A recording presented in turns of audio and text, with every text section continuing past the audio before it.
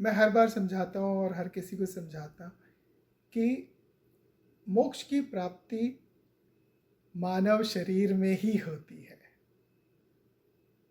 शरीर छोड़ने के बाद कोई आध्यात्मिक उन्नति नहीं होती है।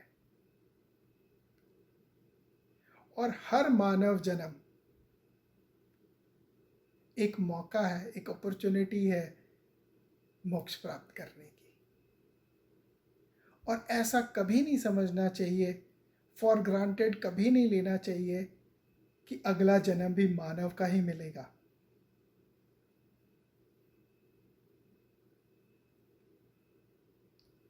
कुछ भी मिल सकता है, कोई भी योनि मिल सकती है आपके कर्मों के ऊपर। ये डराने के लिए नहीं, ये सिर्फ अपने कर्मों पर ध्यान देने के लिए कि मानव जन्म बड़ी किस्मत से मिलता है। कई बार हजारों साल का इंतज़ार करना पड़ता है, कई लोकों में विचरना पड़ता है और फिर मानव जन्म मिलता है। तो मानव जन्म को कृष्ण की बहुत बड़ी ब्लेसिंग के रूप में लेना चाहिए कि उनकी अनुकंपा है कि आपको मानव जन्म मिला, एक मौका मिला है फिर से कि आप अपने कर्मों को उठा के आप मोक्ष निर्वाण की तरफ आगे बढ़ सकते हैं। मानव जन्म इसलिए नहीं मिला कि चांद पर पहले पहुंच के कदम रखना है। ये सब बड़ी बातें मानवों के लिए हो सकती हैं कि नील आर्मस्ट्रॉन्ग पहला मानव था जो चांद पर गया, पर उससे उसकी आध्यात्मिक रास्ते में कोई फर्क नहीं पड़ता है। उसकी आध्यात्मिक जर्नी में कुछ फर्क नहीं पड़ा कि वो चांद पर होकर आया।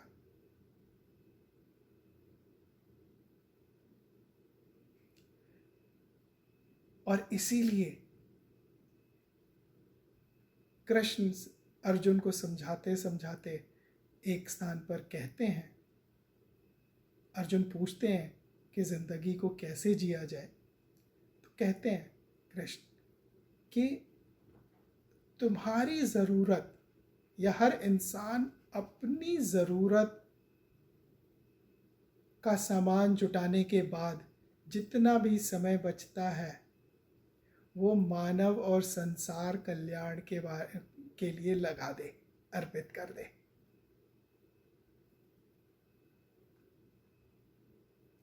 आज क्या हो गया कलयुग में, पूरे समय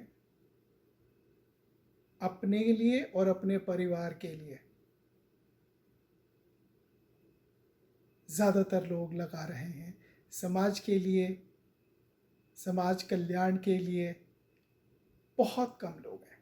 कभी कभी एग्ज़ाम्पल आते हैं कि कुछ लोग पर्यावरण के लिए, जानवरों के लिए, पेड़ों के लिए अपना समय लगाते हैं, अपना धन लगाते हैं। वो बिल्कुल कृष्ण के उपदेशों पर चल रहे हैं, जाने अनजाने, कि अपनी जीविका के लिए जितना, अपनी जीविका संभालने के लिए जितना समय लगाना है वो लगाने के बाद बाकी का समय समाज कल्याण, जिसमें कि सब आ जाता है, सिर्फ मनुष्य नहीं, हर प्राणी, पर्यावरण, सब कुछ आ जाता है कि आपके पास अपनी ज़रूरत को पूरा करने के बाद जितना समय बचता है आप समाज के लिए, पर्यावरण के लिए उसको लगाएं। यही सबसे उत्तम मार्ग है। कर्म तो करना ही है, कर्म से तो मुक्त है नहीं हम लोग। तो कृष्ण समझाते हैं कि थोड़ा समय अपने लिए, अपनी ज़रूरतों को पूरा करने के लिए करने के बाद बस बाकी का समय समाज के लिए, पर्यावरण के लिए लगा देना चाहिए। बहुत ज़्यादा महत्वाकांक्षा नहीं रखनी है क्योंकि जितनी महत्वाकांक्षा होगी फिर आप सिर्फ अपने बारे में सोचेंगे। दूसरी बात, जब तक नहीं पता तब तक नहीं पता, लेकिन जब पता चल जाए तो इस मार्ग पर चलना शुरू कर दो। जब समझ आ जाए, तो जिसको मैं कहता हूं जब जागो तभी सवेरा। और आप किसी भी उम्र में किसी भी मोड़ पे आप जाग सकते हैं और वहीं से शुरुआत हो जाएगी। जागने के बाद मत सो जाना। मतलब किसी चीज की समझ आ गई, अब गलती करोगे वो ज्यादा भारी है। ना समझ की कार्मिक गलतियां फिर भी क्षम्य हैं, समझदार की कार्मिक गलती क्षम्य नहीं हो सकती। जिसको पता है, जिसको ज्ञान हो गया कि ये रास्ता गलत है और फिर भी उस पर चल रहा हो, कोई अपनी नासमझी में, अपनी इग्नोरेंस में गलत रास्ते पे चल रहा हो, वो तो फिर भी समझा जा सकता है। लेकिन किसी को सब ज्ञान हो जाए और उसके बाद उस रास्ते पर चले गलत रास्ते पर, तो वो कृष्ण से बहुत दूर जा रहा है। तो ज्ञानी के लिए तो और भी सकरा रास्ता है।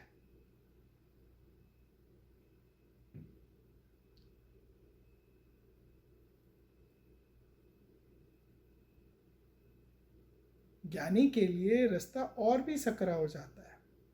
और इसीलिए मैं हर किसी को कहता हूँ कि आप कहीं पर भी दुख देखते हो, तकलीफ देखते हो, उसकी मदद करने जाने से पहले सबसे बड़ी उसकी मदद ये करो कि उसके लिए प्रार्थना करो। और कृष्ण से प्रार्थना करो कि उसके लिए मार्ग खोल दें। और अगर कृष्ण आपसे उसकी मदद कराना चाहते हैं तो आपसे करा देंगे, किसी और से कराना चाहते हैं तो किसी और से करा देंगे। बिना प्रार्थना किए कृष्ण से आगे मत बढ़ना। मदद के लिए भी आगे मत बढ़ना बिना कृष्ण से प्रार्थना किए। बहुत ज़रूरी है। मदद करने से पहले भी प्रार्थना करो, मदद करने के बाद भी प्रार्थना करो कि प्रभु आपने कार्य दिया था और आप ही के द्वारा पूरा हुआ, मैं तो सिर्फ माध्यम हूँ। कर्म तो हमने लेना नहीं है। पर कुछ लोग मौके ढूंढ रहे होते हैं कि हमें किसी की सेवा करनी है, हमें किसी का उद्धार करना है और पुण्य कमाना है। पुण्य कमाना कोई उद्देश्य नहीं हो सकता। और पुण्य भी तो फिर कर्म फल हो गया ना। पाप और पुण्य दोनों ही कर्म फल है।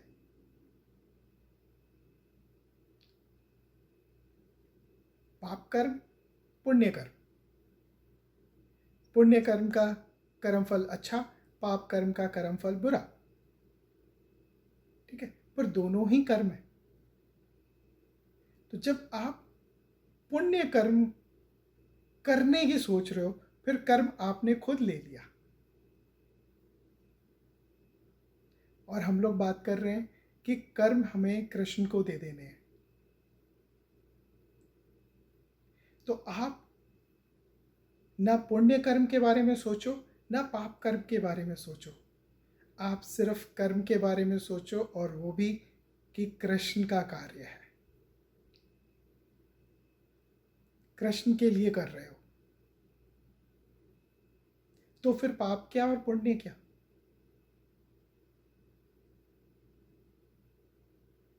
अर्जुन कृष्ण के लिए कार्य कर रहे थे, तो उनको परिवारजनों की हत्या करने का कोई पाप थोड़ी लगा।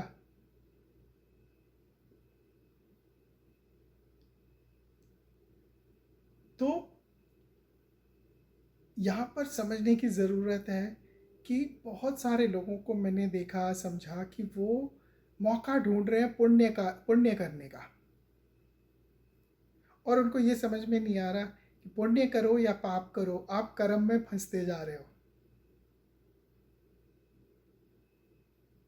पुण्य करोगे, अच्छा फल होएगा, फिर जन्म लेना पड़ेगा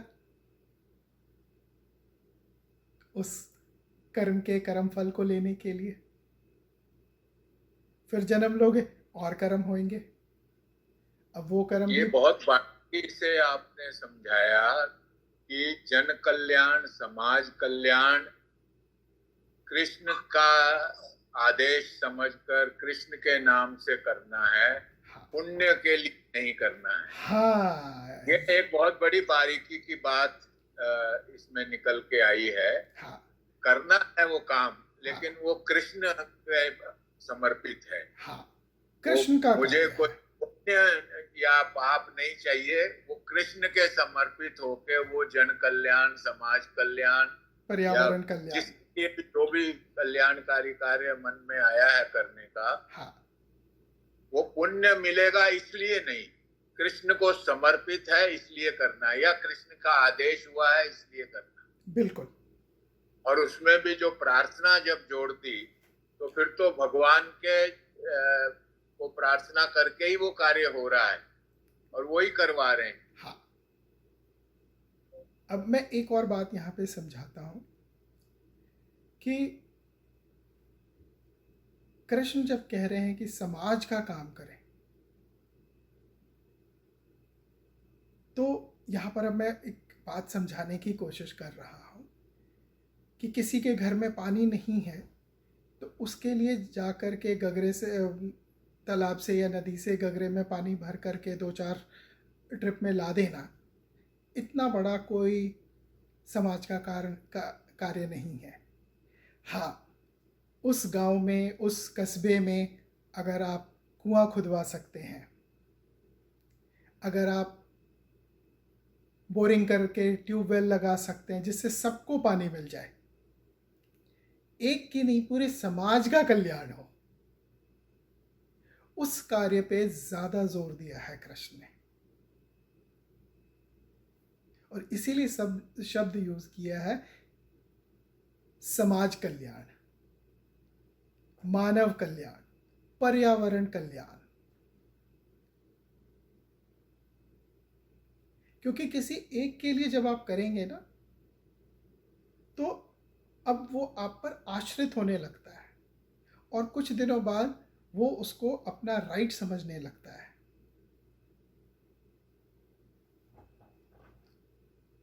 तो ऐसा कार्य करना है जिससे कि पूरे समाज का भला हो।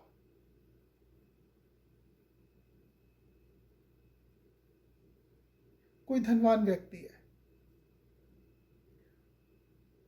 गांव की लड़कियों की शादी करवाना तो बहुत अच्छी बात है, लेकिन उस गांव में अगर उसके पास क्षमता है, कोई बारात घर बनवा दे जिसमें निःशुल्क या बहुत कम दाम पे लड़कियों की शादी हो, तो वो समाज का काम माना जाएगा और उसका रूप बड़ा होगा। और मैं यहाँ पे थोड़ा सा समझाना चाह रहा हूँ कि एक एक करके लड़कियों की शादियाँ करवा देना, कन्यादान कर देना लड़कियों का, उससे भी ज़्यादा ऊंचा माना गया है समाज के काम को। कि कभी भी फिर जब आपने बारात घर बनवा दिया, अब उसमें किसकी कितने लोगों की शादियाँ हो रही हैं, कितने परिवारों का भला हो रहा है, आपके मन में कभी घमंड नहीं आएगा, क्योंकि आपको शायद इतनी बारीकी से उसकी खबर भी ना हो। आपने बनवा दिया, कृष्ण का कार्य समझे और आगे बढ़ गए, आप कोई श्रेय भी नहीं ले रहे उसका। पर जब एक के लिए आप करते हैं ना, तो वो श्रेय आपको मिलता ही मिलता है।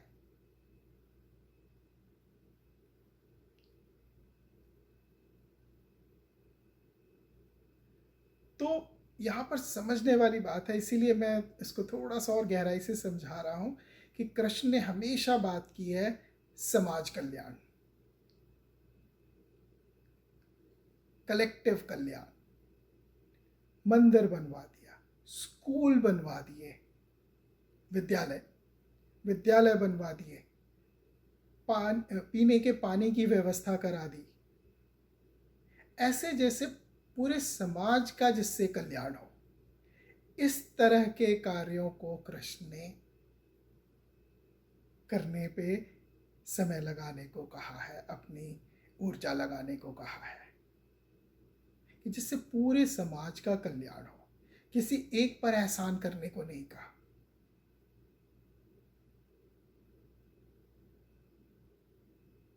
ऐसा कार्य कि पूरा समाज उससे लाभान्वित हो।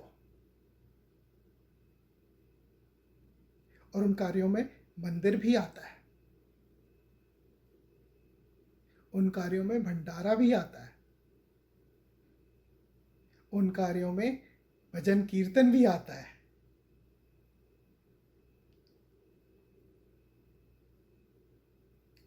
भजन कीर्तन से भी लोग प्रभु से जुड़े रहते हैं।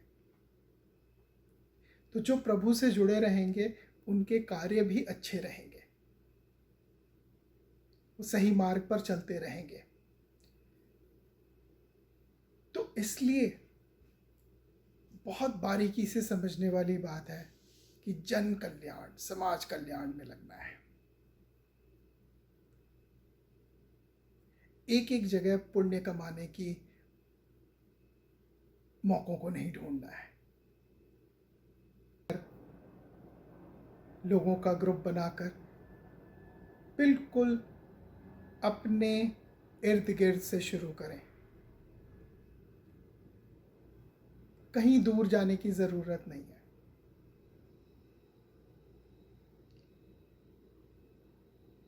और निस्वार्थ होना चाहिए।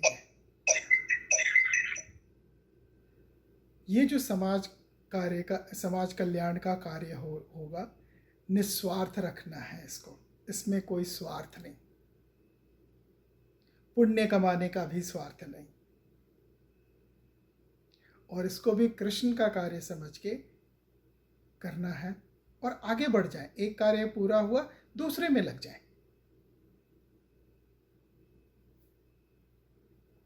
लोगों के पीने के पानी की व्यवस्था हो गई, तो गरीबों के पढ़ाई के लिए व्यवस्था। में थोड़ी सी क्लैरिटी हम चाहते हैं। जरूर पूछें।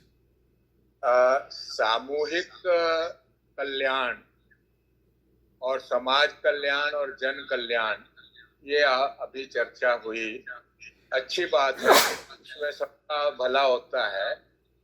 लेकिन समाज, व्यक्ति भी उसकी एक इकाई है। बिल्कुल। अगर आपके सामने कोई ऐसा अकेला जो है वैसा केस आता है जिसको मदद की आवश्यकता है, और अगर भगवान से प्रार्थना करके हमारे कुछ मदद करने से वो उस समस्या से उबर सकता है, हाँ, तो ये मेरी नहीं, समझ बहुत है अच्छा कि सवाल है, मैं समझ रहा हूँ, मैं इसका जवाब दूंगा, पूरा करें। वो भी जन कल्याण में ही आएगा। वो ऐसा नहीं कि वो सिंगल का है इसलिए वो जन कल्याण से, जन कल्याण वो भी तो जन ही है। बिल्कुल, उससे ही तो ऐसे ही कई व्यक्तियों से मिलके समाज बना है। बिल्कुल, उसके लिए मैं बता रहा हूँ कि तो उसके भले ही वो डिग्री ऑफ उसका जो है वो कम है, और कुआं खुदवाना या तालाब खुलवाना सबके लिए उसका बहुत बड़ा महत्व है। वो छोटा महत्व है, लेकिन है तो वो भी समाज कल्याण का हिस्सा। बिल्कुल, मैं वहाँ पे बता रहा हूँ कि जब ऐसी कोई परिस्थिति हो तो उसमें उसकी मदद ज़रूर करें, पर ये भी समझें कि ये परिस्थिति औरों के साथ भी आ सकती है, और उसके लिए कोई सिस्टम, कोई तरीका सामूहिक तौर पर ढूंढा जाए कि कोई भी इस परिस्थिति में फंसे तो उसके लिए भी कल्याण का कोई रास्ता हो। उसको एक एग्जाम्पल बना के जन समूह के लिए भी सोचा जा सकता है कि कुछ लोग मिल करके ऐसी परिस्थिति में फंसे हुए लोगों के लिए एक विकल्प, एक रास्ता बन जाए। क्योंकि ऐसा तो कभी नहीं होगा कि कोई बिल्कुल एक यूनिक सिचुएशन में फंस जाएगा जो कि किसी और दूसरे पर नहीं आएगी। वो भी अगर कोई बड़ी भयंकर बीमारी भी है तो वो और लोगों को भी आ सकती है। तो कुछ ऐसा ज़रिया जिससे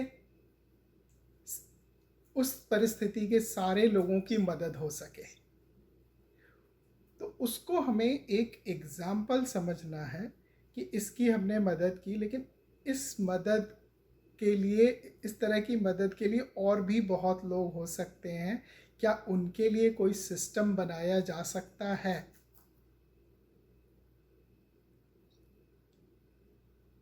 कि किसी को, एक मानव, एक इंडिविजुअल के पास मदद मांगने के लिए नहीं आना पड़े, एक कोई ऐसी संस्था हो, एक कोई ऐसी व्यवस्था हो कि जिसमें वो बड़े आराम से आ जाए और उसे कोई ग्लानि भी ना महसूस हो उस व्यवस्था में, उस संस्था में आकर के अपनी परेशानी के निवारण के लिए आने में।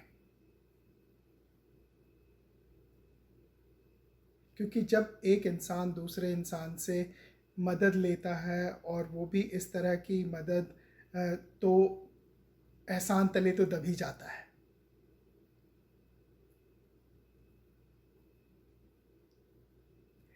तो कृष्ण भी वही मार्ग बता रहे हैं कि कार्य ऐसे करें कि कभी कोई एहसान तले भी ना आए, किसी को एहसान ना महसूस हो।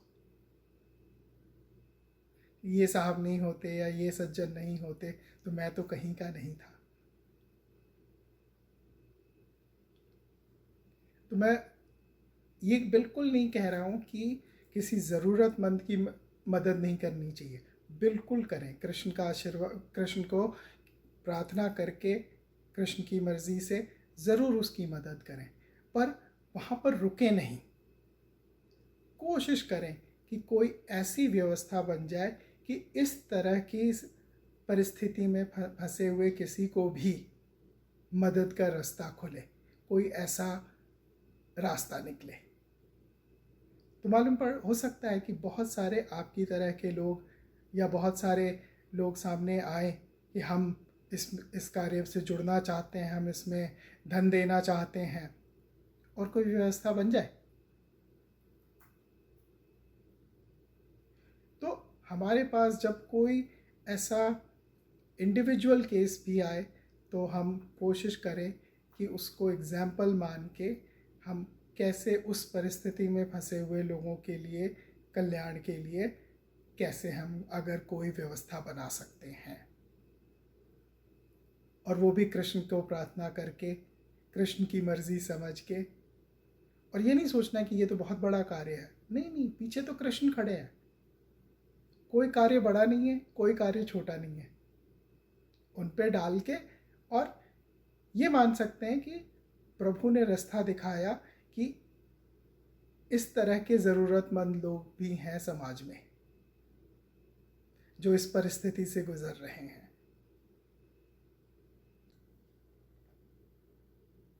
अगर आप लोगों को हमारा ये चैनल पसंद आ रहा है तो प्लीज़ कमेंट करके हमें बताएं।